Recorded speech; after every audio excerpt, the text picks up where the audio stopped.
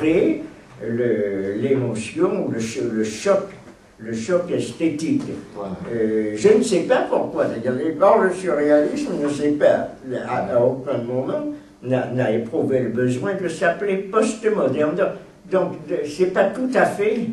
Duchamp appartient, lui, on peut le placer parmi le postmoderne si l'on veut, puisqu'on l'a fait, bien que lui-même se soit placé historiquement dans la modernité, dans le surréalisme, oui. Donc, ce n'est pas non plus en tant que postmoderne. Je ne comprends pas pourquoi on a introduit cette idée de postmoderne.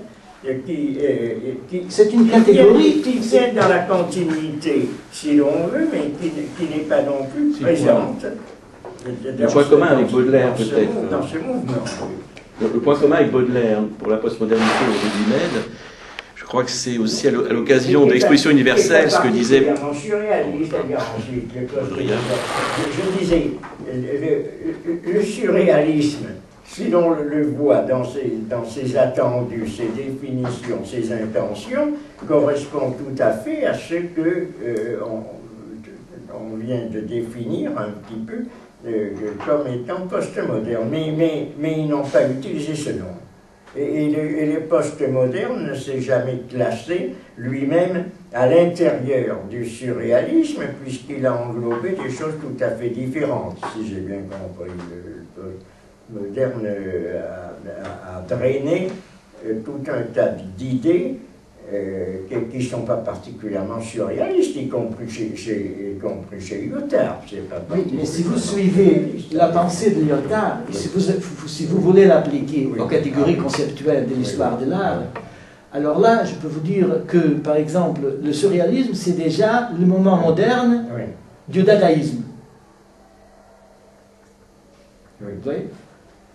C'est-à-dire que le dadaïsme, c'est un geste qui ne s'inscrit pas dans un matériau, c'est un geste qui échappe, c'est un geste de vie, c'est un cri, le futurisme par exemple, et après vient le surréalisme. Le surréalisme, c'est déjà cristallisé, c'est déjà un moment culturel. Postmodernité, c'est pas la même chose que post-réalisme, ou que réalisme, ou surréalisme, à mon avis, ou expressionnisme. Postmodernité, c'est une catégorie esthétique, culturelle, du capitalisme, pour utiliser une expression. Le café Procope à Zurich, le café Voltaire, c'est 1907. Et donc, tous ces gestes-là, tous ces ismes, sont des idéologies représentatives qui essayent exactement de régler le système. Mais une chose, c'est le système, et autre chose, qu'on veut dire, c'est le thème. C'est quelque chose qui échappe au système, c'est quelque chose qui est flou. Et c'est pour ça qu'il y a toujours des images posthumes qui font du surréalisme au post-surréalisme, au dadaïsme, qui apparaissent aujourd'hui. Et bien, quand nous rentrons dans les années 80, qu'est-ce que nous voyons? Nous voyons comme si les postmodernes avaient réinventé toute l'histoire de l'art. Et là, à ce niveau-là, je suis complètement contre. Alors qu'ils vont abolir les méta-récits, soit le marxisme, soit les... Oui, pour dire quoi? Pour mettre des petits récits, comme aujourd'hui nous vivons. Nous vivons une époque de petits récits. De petits récits financiers, de petits récits sans pensée, de petits récits complètement idéologiques, bien sûr.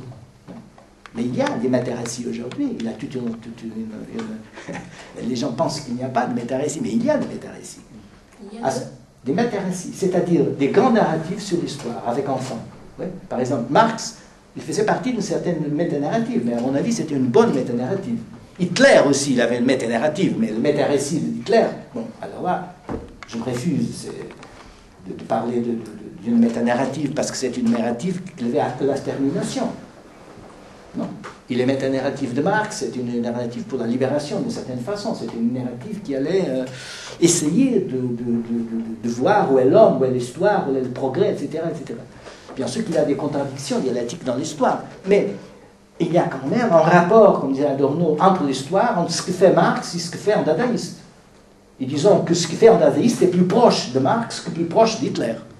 Je peux le dire comme ça. Et alors dans ce cas-là, le siècle pourra être de deuxième, dans le bon sens, d'une narrative, je ne sais pas si elle est grande ou petite, mais quand même c'est une narrative valable, c'est une narrative qui peut aider l'homme à penser, et c'est une narrative qui transporte une promesse, donc en futur antérieur. Mais Marx le spectre de Marx. C'est un futur antérieur aussi. Dans les postmodernes, vous comprenez Lyotard et Derrida, c'est ça? Comment? Dans les postmodernes, vous comprenez les théories du postmoderne, vous comprenez Lyotard et Derrida, c'est ça? Je n'ai pas ici un compendium pour répondre, mais non, je ne veux pas mettre les questions sur ce plan, de cette façon-là. Mais bien sûr qu'il y a, dans la French Theory, je ne sais pas si la French Theory, la théorie française, quand elle arrive aux États-Unis, c'est une théorie simplificatrice. Donc Derrida, c'est-à-dire n'importe quoi, Deleuze, c'est la folie, Michel Foucault, c'est l'homosexualité appliquée à n'importe quoi, c'est-à-dire c'est relativisé, c'est, je ne sais pas, c'est comme transformer un tableau de Picasso dans un calendrier. C'est ça le French Theory dans le mauvais sens. Et je suis contre ça. Le terme lui-même vient de Lyotard, c'est bien ça? Comment? Le terme lui-même de postmoderne, ça vient de Lyotard. Mais pas de Lyotard. Alors Tolby a parlé de ça, il y a des antécédents, mais Lyotard dans ses œuvres. Il est artistique et esthétique. Il se l'appropriait d'un dessin philosophique pour développer d'ailleurs une pragmatique et un anti-marxisme en réalité. Donc une non-modernité, dans la mesure où le marxisme appartient à la modernité. Par contre, il ne s'est pas intéressé à l'art postmoderne de son temps, c'est-à-dire l'architecture de Riccardo Bofill, enfin à ma connaissance, ou des tableaux de la peinture moderne italienne. Il s'est intéressé à des modernes, à des conceptuels. Il s'est intéressé aux fondateurs de l'art conceptuel américain, d'ailleurs, Kossuth. Donc là encore, moi je pointerais plutôt l'écart entre l'appropriation conceptuelle, en l'occurrence chez Lyotard, une terminologie esthétique, c'est fréquent, hein, et ce sont des intérêts relatifs pour l'aspect. Donc il l'a transformé, mais il l'a transformé. Il s'est très approché au moment quand il a essayé de coller, il pas de décoller comme l'on fait par exemple Deleuze, qui est un rapport de n'être pas dans le moderne toujours. Deleuze peut employer les mots. Et à mon avis, sa grandeur, c'est ça, c'est sa capacité d'éloignement, de distancement par rapport. Parce qu'il y a une critique de la notion de transgression chez Deleuze, quand même, il me semble. Enfin, je sais pas, j'essaie de situer juste. Comme ça, je ne vois pas ce que vous voulez dire. Transgression. Pour revenir à Baudelaire aussi, je crois que, à propos de l'exposition universelle, des gens comme Baudrillard et Agamben, je crois qu'Agamben commente l'interprétation de Baudrillard, et donc en fin de compte, la marchandise peut être considérée comme le chef-d'œuvre absolu. L'œuvre d'art absolue, plutôt. L'œuvre d'art absolue, ce serait la marchandise, telle qu'elle est apparue, brutalement, c'est vrai, avec sa perfection technique et son non-sens. Oui, c'est ça ce qu'il disait Philosophe, marchand avec argent. Marchand avec argent. Donc le postmoderne serait peut-être là, dans le fait qu'il y ait eu un coup de force de l'industrie par rapport aux arts manufacturés antérieurs, faits main et artistes, une perfection qui aurait aussi séduit Duchamp. On n'oublie pas son commentaire, enfin ce qu'on lui prête, hein, savoir la perfection d'une hélice d'avion. Qu'est-ce qu'on peut faire après ça? Un découragement par rapport à une perfection technique qui bizarrement n'est pas non plus d'un intérêt artistique majeur, dans le c'est un artisanat absolu. On sait bien que c'était aussi la définition de l'art académique aux pompiers, une perfection technique et un idéal. Il n'y a pas de création de forme entre les deux. Parce que les impressionnistes et les cubistes ont reproché à l'Académie, c'est justement la perfection technique qui pourtant émerveillait Duchamp, qui soignait ses objets. D'où d'ailleurs comment dirais-je, la présentation de Duchamp par Jean Clair du côté d'un certain art académique antérieur à la modernité, là encore, pour situer les choses d'une façon plus troublée peut-être. Puisque la restauration de l'objet est citée, hein, la citation d'objet, pour dire de performatif d'objet, bizarrement, hein, qui institue donc la réalité artistique d'un objet choisi, alors que la création de forme semble oubliée, dans la mesure où il n'y a pas de registre formel inventé. Le cubisme est une invention formelle. Le surréaliste n'est pas une invention formelle, c'est une invention d'image. Chirico invente des images, mais il n'invente pas de forme comme Matisse, ou Giacometti et Picasso. Enfin, c'est des divisions que les surréalistes ont mis en évidence, hein, pour eux-mêmes. Mais on a appelé tout ça modernité.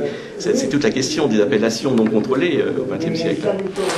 Peut-être pas tout aux mêmes logiques. C'est-à-dire que je serais assez porté à penser les choses selon différentes formes. Si on utilise le mot dans un sens d'ailleurs qui n'est pas forcément celui utilisé par Derrida, mais enfin en lui-même le mot de déconstruction, ce sont des logiques différentes, mais qui ne se recouvrent pas toutes. Par exemple, il y a Duchamp dont on parle, qui a une logique de déconstruction de l'art, c'est certain, absolument certain. Mais tu parles du chef-d'œuvre inconnu, qui est également une indication d'une logique. Je prends simplement le texte de Balzac, mais enfin c'était incontestablement l'indication d'une certaine logique de déconstruction ou de disparition même d'ailleurs du tableau. Buren, c'est une logique qui est aussi assez différente. On l'a vu Buren apparaître là dans les projections que tu as faites. Où le situer. Lyotard le fait apparaître dans un livre un peu énigmatique. Je l'ai eu ce livre, mais je l'ai plus présent à l'esprit exactement, qui s'appelle Que peindre. C'est ça, oui. Il fait apparaître Buren. Le titre, oui, vous m'avez dit, le titre de ce livre est déjà Que pendre. Oui. Alors, que dire sur la peinture? Oui.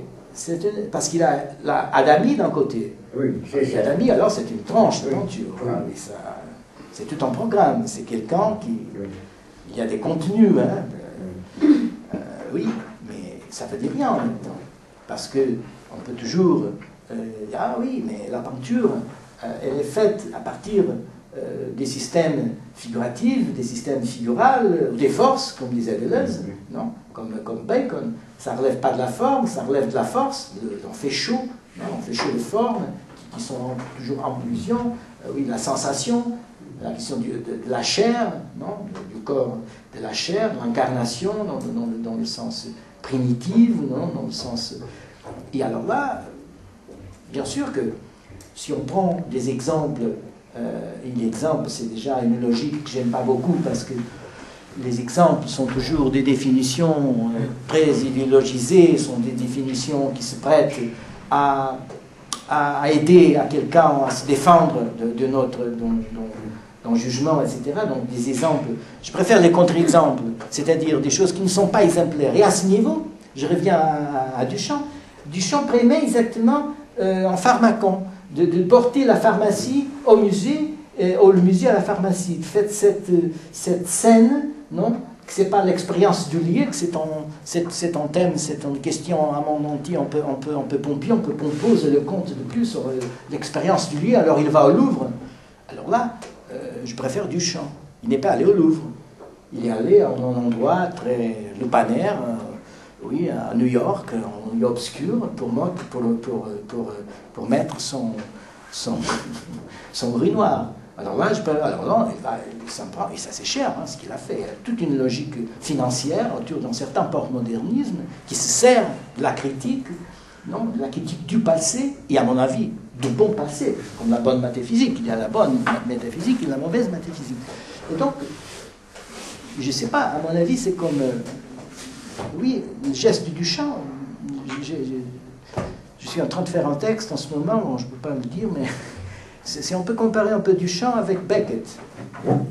On peut par exemple imiter le style Balzac. Mais si on imite le style Beckett, c'est au même de Derrida. Oui, j'essaie pas de l'imiter. C'est en prison.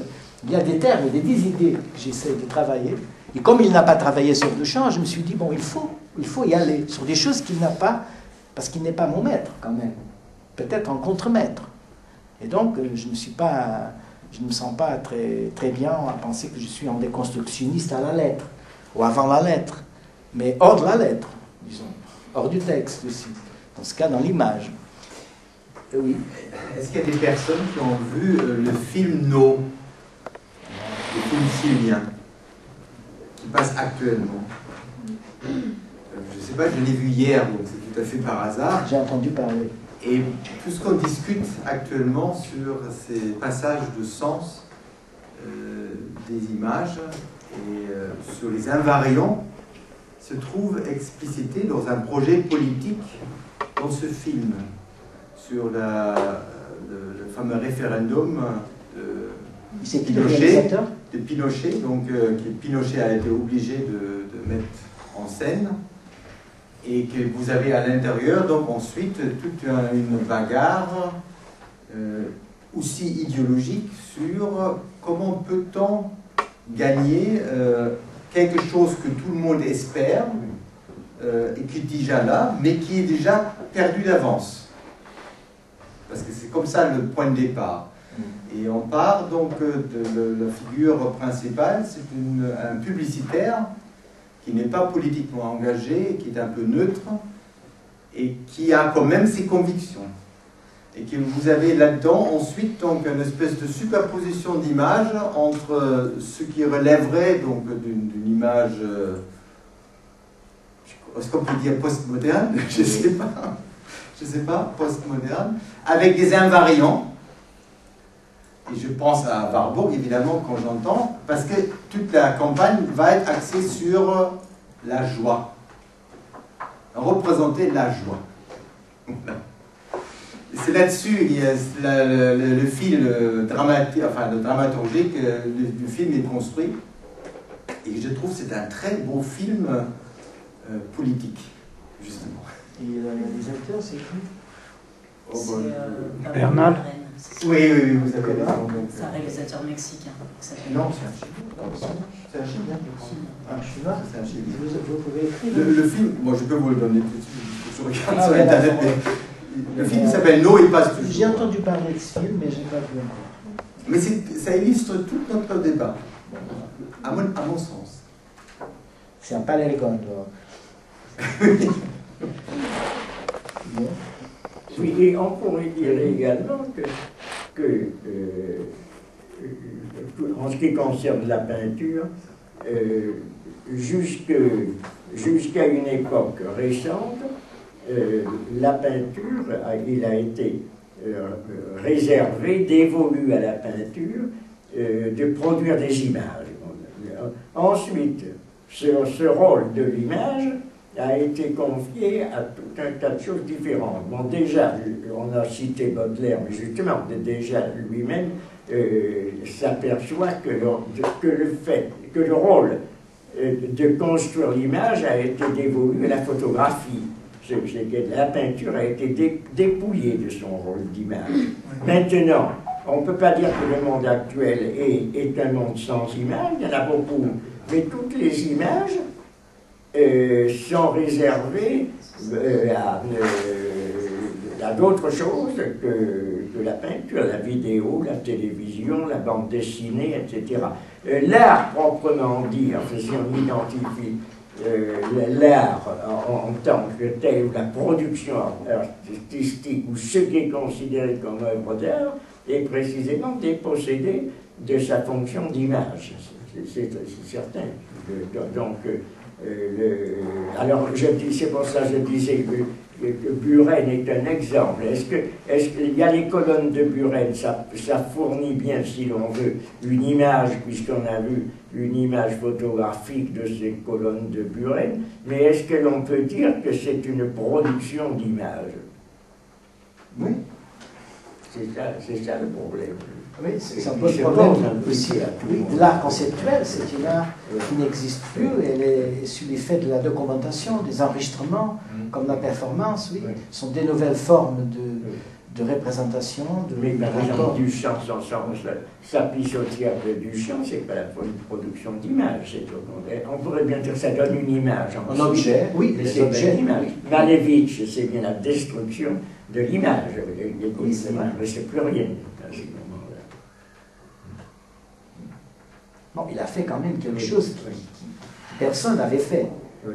Il a été le premier à créer une image non-image. Ce que j'appelle dans le livre, que j'essaie de travailler maintenant, qui s'appelle l'imagocentrisme. C'est une transférence, oui, que j'essaie de travailler sur, il y a déjà 4 ou 5 années ou plus, sur l'idée de...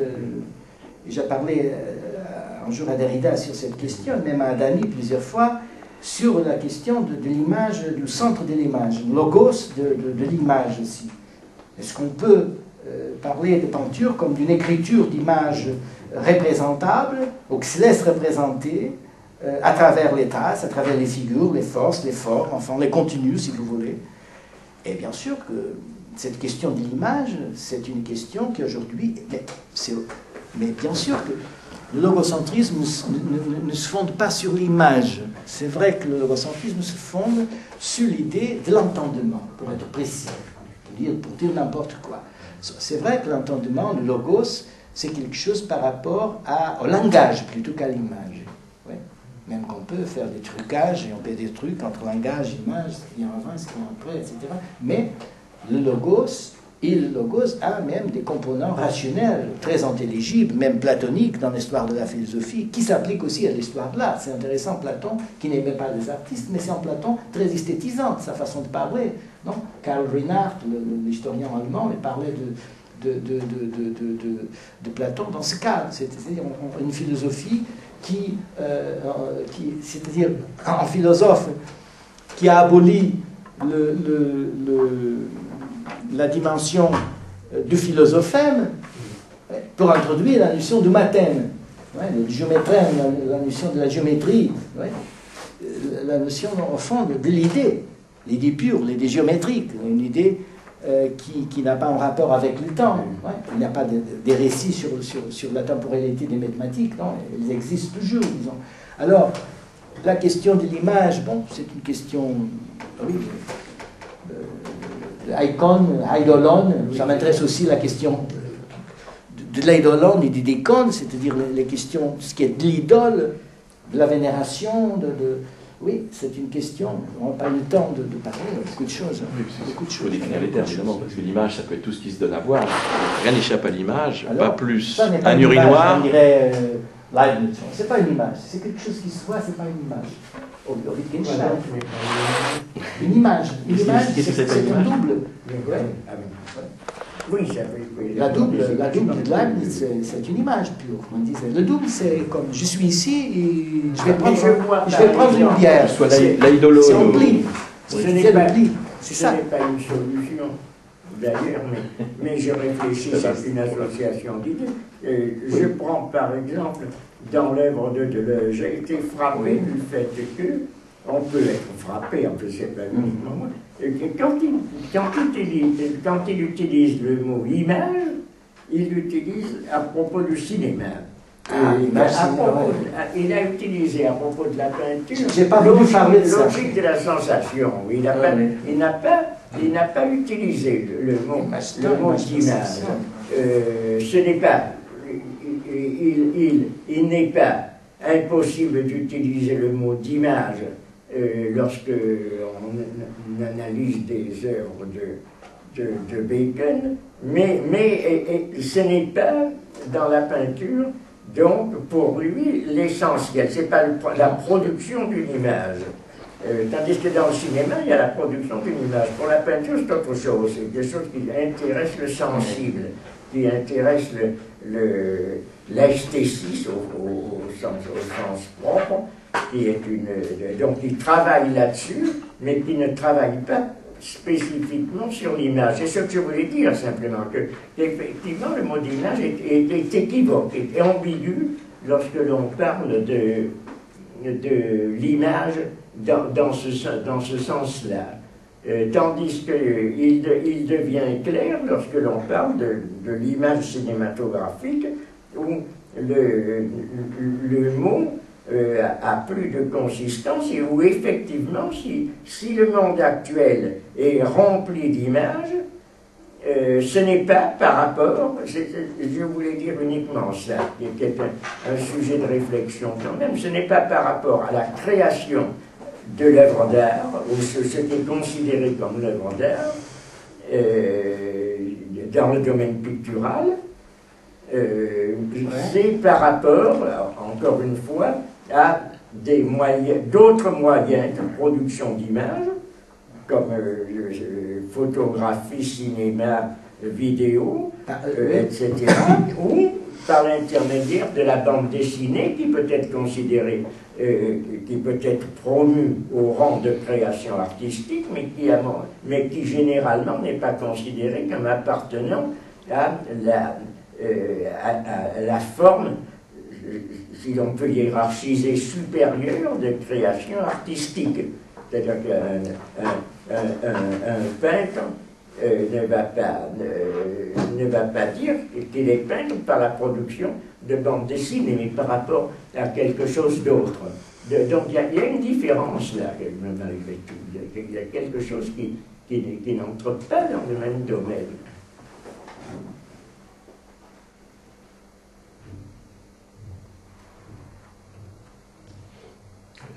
Donc on ne peut pas dire que le monde est un monde sans image, loin de là, mais que l'image a déserté, c'est-à-dire ou tout au moins que l'art, ce qu'on appelle art, qu'est-ce que c'est que l'art, ou ce qu'on considère comme étant la fonction esthétique par excellence, donc hiérarchisant supérieur, n'utilise plus l'image, pas plus qu'elle n'a utilisé à un certain moment. Maintenant, les choses varient bien évidemment. En musique, pas plus qu'elle n'a utilisé la mélodie et qu'elle s'est portée vers d'autres formes de recherche. Or là aussi, ça se porte vers d'autres formes de recherche. Je ne sais pas ce que tu en penses. Ah oui. Oui, bon, c'est vrai que... Eh bien, parce qu'on continuera cela, mais tu ne seras pas là avec Thierry, peut-être. Toi qui dois nous parler de la peinture. Comment ça s'appelle? C'est la plastique pure, moi. La peinture pure. La plastique pure, même, la plastique pure. Donc c'est le contraire. Mais Duchamp savait ce que c'était, hein. Il a rompu avec ça. Donc. Oui, j'ai énoncé un ensemble de thèses sur la plastique pure. Et l'utilisation de la vie, d'ailleurs, dans l'anti-art. La notion de la vie a servi à l'anti-art pour rompre avec la peinture, assez fréquemment. Donc parce que, propos de plastique pure, pour finir, c'était la question qui se posait de l'intégration des colonnes Buren dans la cour du Palais Royal, puisqu'en fin de compte, certains ont émis comme ça une remarque peut-être classique ou formelle, mais on a surhaussé quand même le niveau de la cour. Et donc la façade de Contant d'Ivry, qui est un équilibre classique qui vaut ce qu'il vaut, enfin c'est quand même un équilibre plastique que n'importe qui reconnaîtrait, un cubiste, un impressionniste, un homme de la Renaissance, ça a été rompu puisqu'il a surélevé, la cour elle-même pour y placer des différences de hauteur de colonnes, ce qui fait que la façade de Contant d'Ivry est totalement déséquilibrée maintenant. Voilà, c'est un problème d'équilibre plastique qu'un certain art contemporain ne prend absolument plus en considération maintenant. L'ignore, tout en se réclamant d'un certain héritage formel et plastique. Donc plus qu'il n'y a pas de registre formel, c'était quand même un anti-peintre au départ. Le groupe auquel il appartenait, c'est une anti-peinture. Mais ce qui est caractéristique du néo-dadaïsme auquel Buren appartient dans les années 60, c'est-à-dire que même Klein, ils sont voulus peintres, même, c'est ce que je pointerai la prochaine fois, y compris les actionnistes. Bizarrement, ils ne sont pas voulus anti-peintres, à la différence des dadaïstes, à la différence de Duchamp. Ils sont voulus peintres, donc ils ont créé une continuité. Voilà, l'art d'environnement, c'est voulu dans la tradition de Pollock, ce qui est quand même surprenant. Il n'y a plus de rupture. Dans le néo-dadaïsme, il n'y a plus de rupture. Il faut interroger cette question elle-même. Nous sommes dans 15 jours, je crois que c'est toi qui précisément parle. Ça, c'est pas moi. Thierry. C'est moi qui interviens la prochaine fois. Oui, c'est ça. Donc c'est là, c'est Thierry Briot, tu ne pourras pas être là, toi. Non, je serai déjà à Lisbonne. Tu ne viens pas toujours à Paris. Tu es venu exprès pour cette conférence. Oui, je vais faire d'autres choses, mais oui, j'ai aussi profité de venir ici.